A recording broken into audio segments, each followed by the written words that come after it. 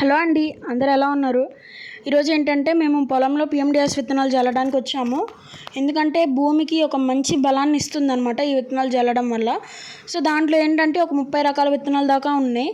నాకు తెలిసినంత వాటికి దాంట్లో కూరగాయల విత్తనాలు, చిరుధాన్యాలు, ఆకుకూర విత్తనాలు ఇంకా చాలానే ఉన్నాయి. నాకు గుర్తున్నంత వాటికి చెప్తాను. కందులు వేసారండి, శనగలు, మొక్కజొన్న విత్తనాలు, గోంగూర, కూరగాయలు, బెండలు చాలా రకాలైతే వేశారు. దాంట్లో మొత్తం సజ్జలు, రాగులు అన్నీ వేసి ఒక 30 రకాలు మొత్తం వేసి బీజామృతం ఉండిద్ది. బీజామృతంతో శుద్ధి చేసుకోవాలి. శుద్ధి చేసుకున్న తర్వాత మనం ఇంకా పొలంలో జల్లుకోవటమే అనమాట. అసలు దీని మెయిన్ యూజ్ ఏంటంటే ఈ విత్తనాలన్నీ ఒక 2-3 రోజులకి మొలకలు వస్తాయండి. మా లక్ మేము నాటిన 2 డేస్కి మంచిగా వర్షం పడింది. వర్షం పడడం వల్ల మంచిగా మొలకలు అనేవి వచ్చినాయి.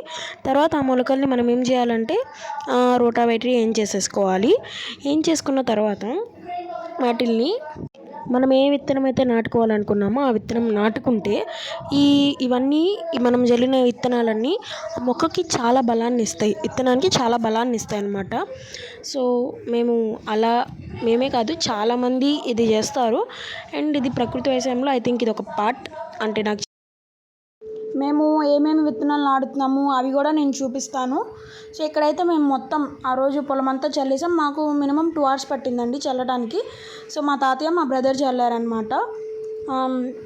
అన్నీ చాలా రకాలు ఉంటాయి. జొన్నలు, సజ్జలు అన్నీ ఉంటాయి.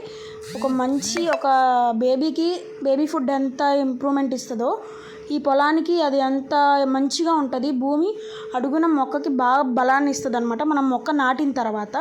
సో దానికి వల్ల ఇది మేము జల్లటం అనేది జరుగుతుంది. అండ్ బీజామృతంలో కలిపి మనం దాన్ని పొలంలో జల్లుకోవాలన్నమాట. సో టుడే వీడియో ఇది guys, and take care, bye.